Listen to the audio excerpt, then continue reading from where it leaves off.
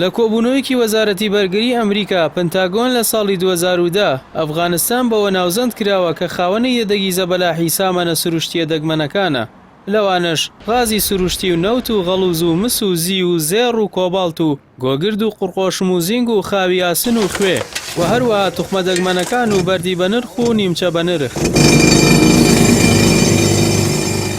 بەپێی پەیمانگای توێژینەوەی جیۆلۆجی ئەمریکا لە ناوچە شاخاویەکانی بەدەخشان و تاخار و زرکاشان و کتواز و هوندالان و چیاکای یەدەگی گرنگی زێڕ هەیە.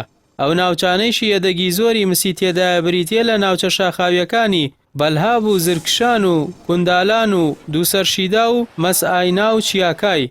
هەروەها لە پارێزگای نوڕستان یەدەگی گرنگی لیسیۆم هەیە. لەلایەکی دیکەوە لە ویلایەتەکانی کوندوز و جەڤیزانی نزیک سنوورەکانی وەزبەکستان و هیراتی سنووری ئێران نەوت و غازێکی زۆر بوونی هەیە.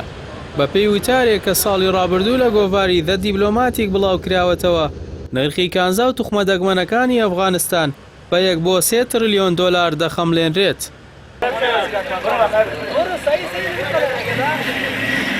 ناسەقامگیری ئەو وڵاتە و سەختی ناوچە شاخاویەکانی کە گەیشتن پێیان زەحمەتە، هەروەها نەبوونی ژێرخان و هێڵی گواستنەوە و گەیاندن بە پێی پێویست تا ئێستا بووەتە بەربەست لە بەردەم دەرهێنانی ئەو سەرچاوانە.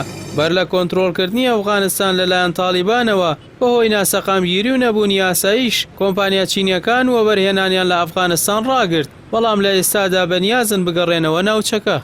یەکێک لە وڵاتانەی چاوی بڕیەوەتە کارکردن لە ئەفغانستان بریتیە لە چین کە تەنها دوای چەند کاتژمێرێک لە کۆنتڕۆڵکردنی کابوول لەلایەن تاڵیبان و کۆتایی هێنان بە داگیرکاریە 20 ساڵیەکەی ئەمریکا، وتەبێژی وەزارەتی دەرەوەی چین ئامادەی وڵاتەکەی بۆ هەنگاونانی پێویست لە پێناو هێنانەدی ئاشتی و نۆژەنکردنەوەی ئەفغانستان نیشاندا. پێشتریش چین لە ساڵی 2007 بە مەبەستی دەستگەیشتن بەکانەکانی مس لە ناوچەی مای ئاینای ئەفغانستان گرێبەستێکی لەگەڵ حکوومەتی ئەفغانستان بە بەهای چەندین ملیارد دۆلار واژۆ کردووە.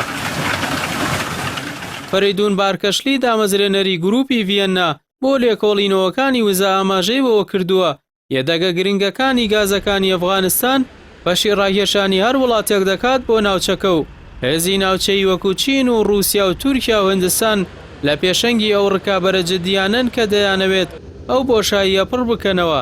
تاڵیبانیش ئەفغانستانێکی باشتری بە بەراورد بە 20 ساڵی ڕابردوو وەرگرتووە.